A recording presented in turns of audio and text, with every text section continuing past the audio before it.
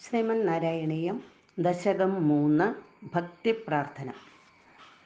ഗജാനന പദ്മാർക്കം ഗജാനനമഹർനിശം അനേകദം തം ഭക്താനാം ഏകദന്തമുപാസ്മഹേ.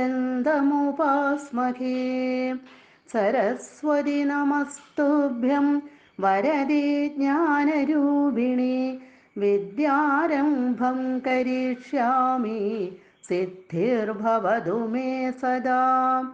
ഗുരുർബ്രഹ്മാ ഗുരുർവിഷ്ണുർ ഗുരുർദേവോ മഹേശ്വര ഗുരുഃ സാക്ഷാത് പരം ബ്രഹ്മ തസ്മൈ ശ്രീ ഗുരവേ നമഃ.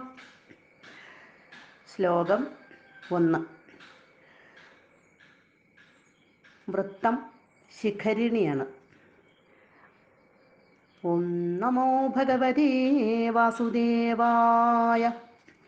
പഠന്തോ നാമാനി പ്രമദഭരസിന്ധൗ നിപതിതാം സ്മരന്തോ രൂപം തേ വരദ കഥയന്തോ ഗുണകഥാ ചരന്തോ യേ ഭക്താസ്ത്വയി ഖലു രമന്തേ പരമമോൻ അഹം ധന്യാൻ മന്യേ സമധിഗത സർവാഭിലഷിതാൻ. മേൽപ്പത്തൂര് തനിക്ക് ഭക്തി ഉണ്ടാകണമേ എന്ന് പ്രാർത്ഥിച്ചുകൊണ്ടാണ് 2ാമത്തെ ദശകം അവസാനിപ്പിച്ചത്. ഗുരുവായൂരപ്പൻ്റെ കാരുണ്യമുണ്ടായാൽ മാത്രമേ തനിക്കുള്ള ആ ഭക്തി നിലനിർത്താനും അത് വർദ്ധിപ്പിച്ചു കൊണ്ടുവരാനും കഴിയുകയുള്ളൂ എന്ന് ഈ ദശകത്തിൽ പറയുകയാണ്. ഈ ദശകത്തിന് ആർത്തപ്രലാപ ദശകം എന്നൊരു പേരുണ്ട്. അതായത് ഒരു ആവലാതി പറച്ചിലാണ് ഇത്. പലതരത്തിലുള്ള ഭക്തിയെക്കുറിച്ച് കഴിഞ്ഞ ദശകത്തിൽ പറഞ്ഞു. പ്രഹ്ലാദൻ ഹിരണ്യകശിപുവിനോട് പറഞ്ഞു കൊടുക്കുന്ന 9 തരം ഭക്തികൾ: ശ്രവണം, കീർത്തനം, സ്മരണം, പാദസേവനം, അർച്ചനം, വന്ദനം, ദാസ്യം, സഖ്യം, ആത്മനിവേദനം. ഇതെല്ലാം ഈ ദശകങ്ങളിൽ, ഈ 3ാമത്തെ ദശകത്തിൽ ശ്ലോകങ്ങളിൽ ഇത്തരത്തിലുള്ള ഭക്തികളാണ് വർണ്ണിക്കുന്നത്. വരദ, എല്ലാ അഭീഷ്ടങ്ങളും വരങ്ങളും നൽകുന്ന ഗുരുവായൂരപ്പ. തേ നാമാനി പഠന്ത, നിന്തിരുവടിയുടെ നാമങ്ങൾ ചൊല്ലിക്കൊണ്ടും. രൂപം സ്മരന്ത, ഭഗവാന്റെ ആ രൂപം ധ്യാനിച്ചുകൊണ്ടും. ഗുണകഥാ കഥയന്ത, ഗുണങ്ങളും കഥകളുമൊക്കെ പറഞ്ഞുകൊണ്ടും. പ്രമദഭരസിന്ധൗ, പരമാനന്ദ സമുദ്രത്തിൽ നിപതിത ചരന്ത, മുഴുകി സഞ്ചരിക്കുന്ന. ഏ ഭക്ത, ഏതു ഭക്തന്മാരാണോ. ത്വയി ഖലു രമന്തേ, ത്വയി നിന്തിരുവടിയിൽ, ത്വയി ഖലു നിന്തിരുവടിയിൽ തന്നെ, രമന്തേ രമിച്ചുകൊണ്ടിരിക്കുന്നത്. അമോൻ പരം അഹം, അവരെ മാത്രമേ ഞാൻ. സമധിഗത സർവാഭിലഷിതാൻ, എല്ലാ ആഗ്രഹങ്ങളും സാധിച്ച ഭാഗ്യവാന്മാരായിട്ട്. ധന്യാൻ മന്യേ, ധന്യാൻ ഭാഗ്യവാന്മാരായി. മന്യേ വിചാരിക്കുന്നുള്ളൂ. സമധിഗത സർവാഭിലഷിതാൻ, എല്ലാ ആഗ്രഹങ്ങളും സാധിച്ച. ധന്യാൻ മന്യേ, ഭാഗ്യവാന്മാരായി വിചാരിക്കുന്നുള്ളൂ. ആനന്ദസ്വരൂപനായിട്ടുള്ള ഭഗവാനിൽ മുഴുകി ജീവിക്കാൻ ഇടവരുന്നതിൽ കവിഞ്ഞ് ഒരാഗ്രഹവും മനുഷ്യ ജീവിതത്തിൽ സാധിക്കാനില്ലെന്ന് പറയുകയാണ് ഇതിനകത്ത്.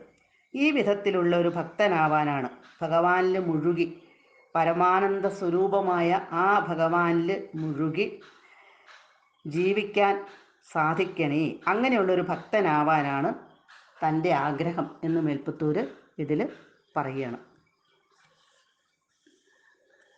ഭഗവാന്റെ നാമങ്ങളൊക്കെ ചൊല്ലിക്കൊണ്ടും ഭഗവാന്റെ രൂപം എപ്പോഴും മനസ്സിൽ ധ്യാനിച്ചു കൊണ്ടും.